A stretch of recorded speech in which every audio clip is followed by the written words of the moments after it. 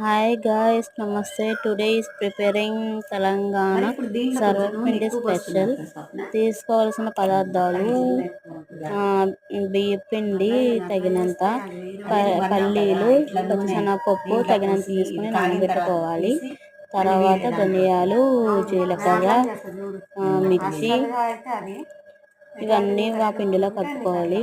ధనియాలు వెల్లుల్లి పేస్ట్ చేసుకుని ఆ పేస్ట్ దాంట్లో వేయాలి. తర్వాత మిర్చిని చిన్న చిన్నగా కట్ చేసుకుని వాటిలో వేసుకోవాలి. తర్వాత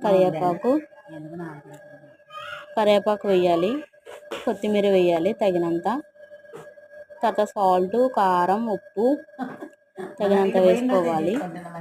తెలంగాణ స్పెషల్.